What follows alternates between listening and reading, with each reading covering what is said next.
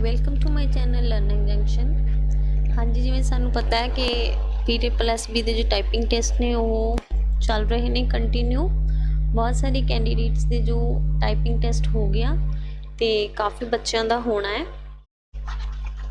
आज की वीडियो देखो जो है वो इस चीज़ को लैके आ कि टाइपिंग दे विच असीं कुछ अजिहियां गलतियां कर दिंदे आ जिन्हां दे नाल की आ सानू टाइपिंग की अच्छी स्पीड होने तो बाद भी जो साडा टाइपिंग टेस्ट है वो क्लीयर नहीं हुंदा।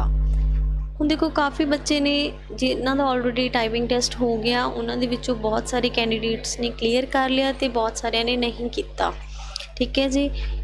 हुण देखो जिन्हां दी तां प्रैपरेशन नहीं सीगी, जिन्हां दी स्पीड पहलां तो ही घट सीगी 25-28 जिन्नी भी सीगी उन्हां दा नहीं होया। चलो जिन्हां दी घर तो 30 भी सी उन्हां दा भी नहीं होया। आपां मन के चल सकते हैं कि घर दे विच 30 आ तां ओबवियसली उत्थे जाके घट जांदी आ, पैनिक हुंदा बंदा, तो उन्हां नूं इन्ना ज़्यादा जो है दुख नहीं हुंदा। पर कईयां दे नाल की हुंदा, सुनन दे विच भी आया ते कईयां नाल होया भी आ कि इसे लिए ही जो ये वीडियो आ तुहाडे लिए मैं स्पैशल बनाई है कि अगे जिन्हां ने पेपर देना, जिन्हां दा टेस्ट हो चुकिया वो तो ठीक है, जिन्हां दा होना वो इन्हां गल्लां दा ध्यान रखन तां जो उन्हां नाल ये सब ना होवे। हुण जिन्हां दी जिहड़ी टाइपिंग स्पीड आ वो घर दे विच 40+ तक आंदी है, 40 तक आउंदी आ, पर उत्थे जाके की हो जांदा उन्हां दी जिहड़ी स्पीड आ ओह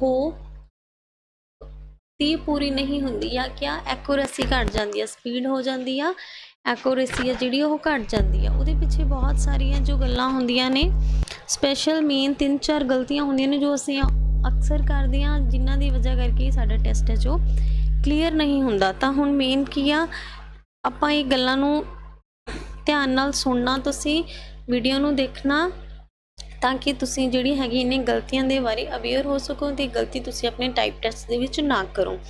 देखो सब तो पहला की आ, टाइपिंग दी शुरुआत तेज़ी नाल नहीं करनी। हुण देखो आपां की करदे हां, जदों आपां एग्जाम दे विच बैठदे हां आपां पूरी तरह रेडी हुंदे हां, ठीक है जी, एग्जाम देण दे लई। जदों ही साडा टाइम स्टार्ट हुंदा, ठीक है जी, जदों ही साडा टाइम स्टार्ट हुंदा उदों असीं की करदे एकदम फटाफट लिखना शुरू कर दिंदे हां। एकदम फटाफट स्टार्टिंग ही असीं तेज़ी नाल करदे हां क्योंकि असीं बहुत ज़्यादा पैनिक होए हुंदे हां।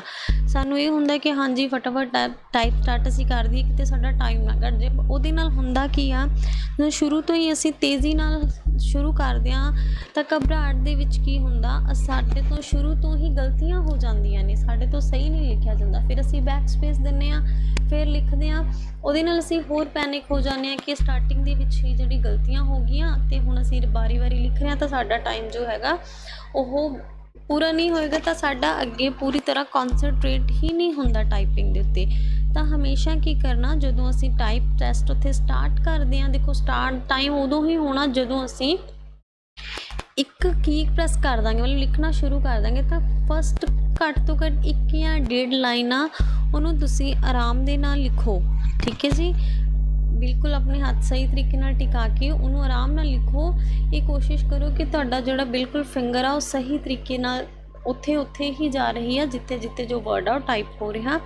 जो तुसी 1 या 1.5 लाइन लिखती तो ऑटोमैटिकली तुहाडा जो कॉन्फिडेंस लैवल आ अप हो जाएगा कि हाँ असीं सही लिख रहे हैं। तो जो थोड़ी नॉर्मल स्पीड घर दे विच आउंदी आ उसे दे अकॉर्डिंग ही तुसी लिखना शुरू कर दोगे तो जो तुहाडा जो टाइप टेस्ट है वो टाइम तो पहला जो हैगा ख़त्म हो जाएगा। तो उस तो बाद तुसी अपनियां जो मिसटेक्स ने उन्होंने चैक कर सकते हो। ठीक है जी, देखो सैकेंड मिसटेक असी की करते हैं, वार-वार स्क्रीन उत्ते टाइम देखते हैं। ठीक है जी, वार-वार स्क्रीन उत्ते टाइम नहीं देखना। देखो लिखते हैं साडा ध्यान ऑटोमैटिकली जो है स्क्रीन उत्ते चल रहा हुंदा कि ना उहदे उत्ते जांदा, फिर लिखते हैं फिर जांदा। देखो इहदे नाल की हुंदा, दो नुकसान हुंदे ने साडे। पहला की हुंदा, एक तो जदों असी इधरों छड्ड के उत्थे जो असी लिख रहे हैं उहदे उत्ते साडा कॉन्सनट्रेट बनिया हुंदा, छड्ड के साडी जो नज़र आ वो टाइम दे उत्ते जांदी है तो ऑटोमैटिकली उहदा साडी स्पीड दे उत्ते असर पैंदा। किथे तो असी जो लिख रहे हाँ कंटीन्यू देख के उहदे उत्ते साडा ध्यान, देखो असी इस चीज़ नूं नॉर्मली मंनदे हां, सानूं लगदा भी इहदा स्पीड ते असर नहीं पैंदा, पर पैंदा। तुसीं जदों भी हुण जिन्हां दा टाइप टेस्ट होना घरे ਇੱਕ ਵਾਰੀ ਇੱਦਾਂ ਦੇਖਿਓ, ਇੱਕ ਵਾਰੀ ਟਾਈਮ ਦੇਖ ਕੇ ਲਿਖ ਕੇ ਦੇਖਿਓ, ਅਤੇ ਇੱਕ ਵਾਰੀ ਬਿਨਾਂ ਟਾਈਮ ਦੇਖੇ ਕੌਨਸਨਟਰੇਟ ਨਾਲ ਲਿਖ ਕੇ ਦੇਖਿਓ। ਤੁਹਾਨੂੰ ਡਿਫਰੈਂਸ ਪਤਾ ਚੱਲ ਜਾਏਗਾ ਕਿ ਕਿੰਨਾ ਟਾਈਮ ਸਾਡਾ ਹੈਗਾ ਇਹਦੇ ਉੱਤੇ ਲੱਗਦਾ। ਠੀਕ ਹੈ ਜੀ। ਇੱਕ ਤਾਂ ਸਾਡਾ ਟਾਈਮ ਦੀ ਜਿਹੜੀ ਇਹ ਟਾਈਮ ਦੇਖਣ ਨਾਲ ਸਾਡੀ ਸਪੀਡ ਆ ਜਿਹੜੀ ਉਹ ਸਲੋ ਹੁੰਦੀ ਆ। ਸੈਕਿੰਡਲੀ ਕੀ ਹੁੰਦਾ, ਅਸੀਂ ਘਬਰਾਉਂਦੇ ਹਾਂ, ਅਸੀਂ ਪੈਨਿਕ ਹੁੰਦੇ ਹਾਂ। ਕਿਉਂਕਿ ਦੇਖੋ ਹੁਣ ਜਦੋਂ ਅਸੀਂ ਲਿਖਦੇ ਹਾਂ ਆਟੋਮੈਟਿਕਲੀ ਜਦੋਂ ਸਾਡੀ ਸਪੀਡ ਬਣੀ ਹੋਈ ਆ ਤਾਂ ਸਾਨੂੰ ਪਤਾ ਹੈ ਕਿ ਅਸੀਂ ਜੋ ਹੈਗਾ 10 ਮਿੰਟ ਦੇ ਅੰਦਰ ਅੰਦਰ ਆਪਣਾ ਜੋ ਹੈਗਾ ਉਹ ਸਾਰੇ ਚੰਕਸ ਪੂਰੇ ਕਰ ਦੇਣੇ ਨੇ ਜਿੰਨਾ ਵੀ ਸਾਨੂੰ ਦਿੱਤਾ ਹੋਇਆ। ਪਰ ਜਦੋਂ ਅਸੀਂ ਟਾਈਮ ਦੇਖਦੇ ਹਾਂ ਤਾਂ ਸਾਨੂੰ ਆਟੋਮੈਟਿਕਲੀ ਹੀ ਲੱਗੀ ਜਾਂਦਾ ਕਿ ਨਹੀਂ ਟਾਈਮ ਫਾਸਟ ਜਾ ਰਿਹਾ, ਅਸੀਂ ਨਹੀਂ ਲਿਖ ਰਹੇ।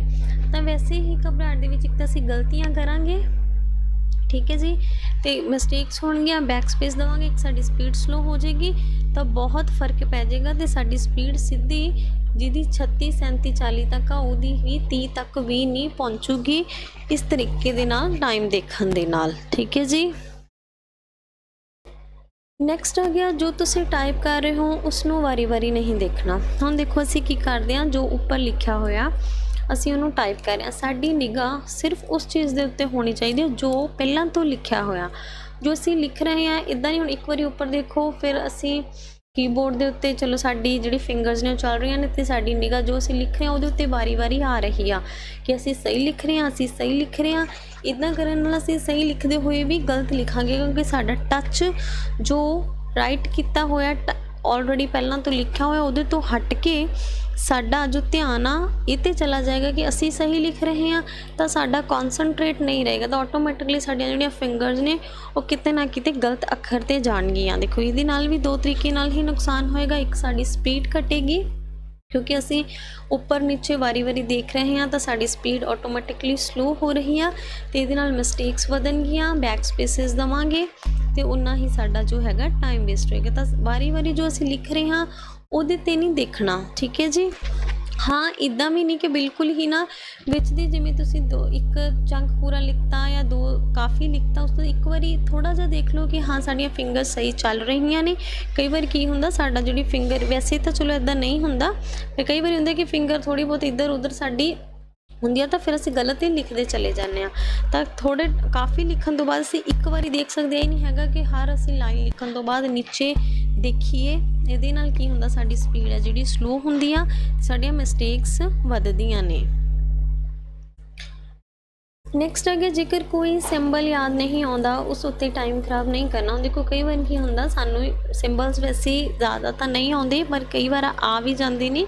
ਕਈ ਵਾਰ ਅਲੱਗ ਤੋਂ ਸਿੰਬਲਸ ਦੇ ਰੱਖੇ ਹੁੰਦੇ ਨੇ ਕਿ 3-4 ਸਿੰਬਲਸ ਇੱਦਾਂ ਦਿੱਤੇ ਹੁੰਦੇ ਨੇ ਕਿ ਇਹਨਾਂ ਨੂੰ ਲਿਖੋ। ਇੱਕ ਤਾਂ ਅਸੀਂ ਘਰੋਂ ਸਿੰਬਲਸ ਪੜ੍ਹ ਕੇ ਵੀ ਜਾਂਦੇ ਹਾਂ ਪਰ ਕਈ ਵਾਰੀ ਕੀ ਹੁੰਦਾ ਅਸੀਂ ਪੈਨਿਕ ਹੋ ਜਾਂਦੇ ਹਾਂ ਅਤੇ ਸਾਨੂੰ ਸਕਿਪ ਹੋ ਜਾਂਦਾ ਕਿ ਇਹ ਜਿਹੜਾ ਹੈਗਾ ਕਿਹੜੇ ਕੋਡ ਦੇ ਨਾਲ ਇਹ ਸਿੰਬਲ ਜਿਹੜਾ ਪੈਣਾ ਸੀ। ਤਾਂ ਜੇ ਇੱਕ ਜਾਂ ਅੱਧਾ ਸਿੰਬਲ ਤੁਹਾਨੂੰ ਨਹੀਂ ਆਉਂਦਾ, 1-2 ਸਿੰਬਲ ਤੁਹਾਨੂੰ ਨਹੀਂ ਆਉਂਦਾ ਤਾਂ ਇਹ ਜਦੋਂ ਸੋਚਦੇ ਅਸੀਂ ਸਿੰਬਲ ਭੁੱਲ ਗਏ ਤਾਂ ਆਟੋਮੈਟਿਕਲੀ ਅਸੀਂ ਉਹ ਸੋਚਣ ਲੱਗ ਜਾਂਦੇ ਹਾਂ। ਤਾਂ ਦੇਖੋ ਸੈਕਿੰਡਸ ਦੇ ਵਿੱਚ ਫਟਾਫਟ ਟਾਈਮ ਜਾਂਦਾ ਅਤੇ ਸਾਡਾ ਬਹੁਤ ਟਾਈਮ ਵੇਸਟ ਹੁੰਦਾ। ਜੇ ਤੁਹਾਨੂੰ ਇੱਕ ਸਿੰਬਲ ਜਾਂ 2 ਸਿੰਬਲ ਨਹੀਂ ਆਉਂਦਾ ਤਾਂ ਉਹਨੂੰ ਉਹਦੀ ਜਗ੍ਹਾ 'ਤੇ ਜੇ ਤੁਹਾਨੂੰ ਲੱਗ ਰਿਹਾ ਤੁਹਾਡੀ ਐਕੂਰੇਸੀ ਪਹਿਲਾਂ ਤੁਸੀਂ ਸਹੀ ਕਰਕੇ ਆਏ ਹੋ ਤਾਂ ਕੋਈ ਗੱਲ ਨਹੀਂ, ਉਹਨੂੰ ਤੁਸੀਂ ਗਲਤ ਟਾਈਪ ਕਰ ਸਕਦੇ ਹੋ। ਤਾਂ 1-2 ਤੁਹਾਡੀ ਮਿਸਟੇਕ ਦੇ ਵਿੱਚ ਕਿਉਂਕਿ 8% ਜਿਹੜੀਆਂ ਮਿਸਟੇਕਸ ਕਾਊਂਟ ਨਹੀਂ ਹੋਣਗੀਆਂ। ਠੀਕ ਹੈ ਜੀ। ਤੁਹਾਨੂੰ 92% ਜੋ ਐਕੂਰੇਸੀ ਉਹ ਚਾਹੀਦੀ ਆ। ਹੁਣ ਜੇ ਤੁਸੀਂ ਉਹੀ ਸਿੰਬਲ ਨੂੰ ਸੋਚਣ ਦੇ ਉੱਤੇ ਟਾਈਮ ਖਰਾਬ ਕਰੋਗੇ ਤਾਂ ਕੀ ਹੋਏਗਾ, ਤੁਹਾਡਾ ਟਾਈਮ ਵੇਸਟ ਹੋਏਗਾ ਅਤੇ ਜਿਹੜਾ ਤੁਹਾਡੀ ਟਾਈਪਿੰਗ ਆ ਉਹ ਪੂਰੀ ਨਹੀਂ ਹੋਏਗੀ। ਠੀਕ ਹੈ ਜੀ। ਤਾਂ ਇਹ ਸਾਰੀਆਂ ਗੱਲਾਂ ਨੇ ਜਿਨ੍ਹਾਂ ਨੂੰ ਤੁਸੀਂ ਧਿਆਨ ਦੇ ਵਿੱਚ ਪੂਰੀ ਤਰ੍ਹਾਂ ਰੱਖਣਾ ਹੈ। 3-4 ਗਲਤੀਆਂ ਅਸੀਂ ਅਕਸਰ ਕਰਦੇ ਹਾਂ, ਸਪੈਸ਼ਲੀ ਸਭ ਤੋਂ ਵੱਡੀ ਗਲਤੀ ਹੁੰਦੀ ਹੈ ਟਾਈਪਿੰਗ ਅਸੀਂ ਫਟਾਫਟ ਸਟਾਰਟ ਕਰਦੇ ਹਾਂ। ਠੀਕ ਹੈ ਜੀ। ਉਹ ਬਿਲਕੁਲ ਵੀ ਨਹੀਂ ਕਰਨੀ। ਟਾਈਪਿੰਗ ਨੂੰ ਜੋ ਹੈਗਾ ਤੁਸੀਂ ਆਰਾਮ ਦੇ ਨਾਲ ਸਟਾਰਟ ਕਰੋ।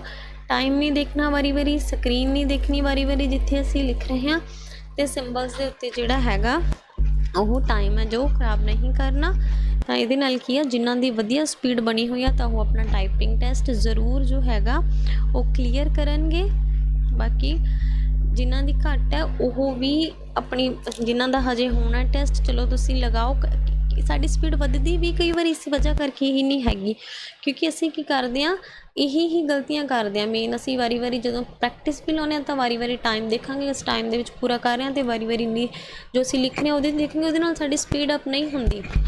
ਤਾਂ ਜਿਨ੍ਹਾਂ ਦਾ ਵੀ ਹਜੇ 1-2 ਦਿਨ ਪਏ ਨੇ ਜਿਨ੍ਹਾਂ ਦੀ ਸਪੀਡ 27-28 ਤੱਕ ਆ ਰਹੀ ਹੈ ਉਹ ਆਪਣੀ 30 ਤੱਕ ਆਰਾਮ ਨਾਲ ਕਰ ਸਕਦੇ ਇਹਨਾਂ ਸਟੈਪਸ ਨੂੰ ਫੋਲੋ ਕਰਕੇ।